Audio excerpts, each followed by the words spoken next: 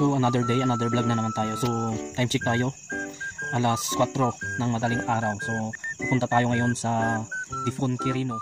At ayun na nga, nakasakay na nga kami sa kulong-kulong. So papunta kami ngayon sa sakayan. May napakagandang bundok at kung tawagin ito'y bundok Balongaw.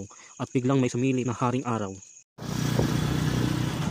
So ayan, nag-aantay na nga kami ng sasakyan papuntang Cordon Isabela. Kasama ko si father ko, ayan o. SCTC.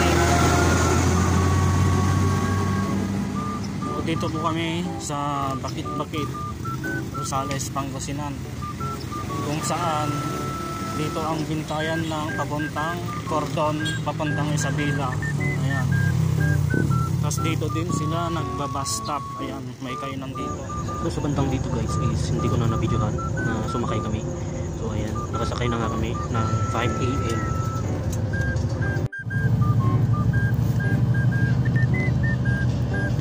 At sa mga oras na to ay nasa Nueva Ecija na kami.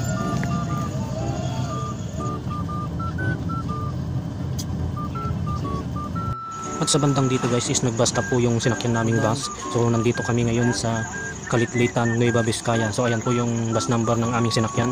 So dito pala guys is nilalagyan nila ng gas yung sasakyan namin. Dito naman guys is ito yung pangalawang bus stop namin dito sa Nueva Ecija. So bumili po ako ng merienda namin na piatos, mga biscuit, pampalikas gutom. So ayan, kumakain po ako dyan, Skyflakes, ayan o. Tsaka yung binili kong hopia. So sa mga oras na to guys is sumakay na kami. So nandito na nga kami sa Isabela.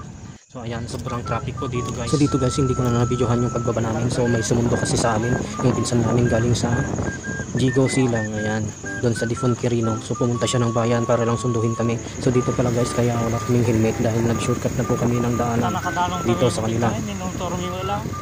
Sula na ako. Tadaw yung sapay mo.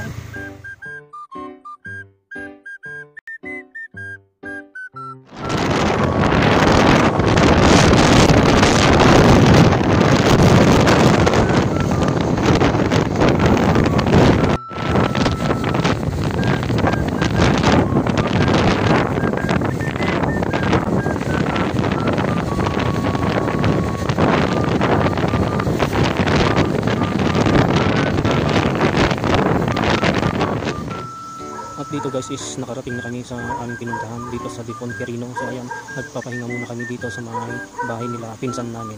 So ayan, chill muna guys. Ayan, pangiti-ngiti pa si Taki. So ayan, kumakain siya ng anong tawag dito guys, anong tawag niya dito sa kinakain kong to. Mas natuging matamis siya na parang singkamas, na parang apple. Ayan, yun yung lasa ng yakon. So tinikman ko kasi may nagbigay sa akin sa bus. Pratis daw. Sila tilasa na ke kahoy nga wang. Sila kahoy nga singkam ha. Naghalo. Yakon.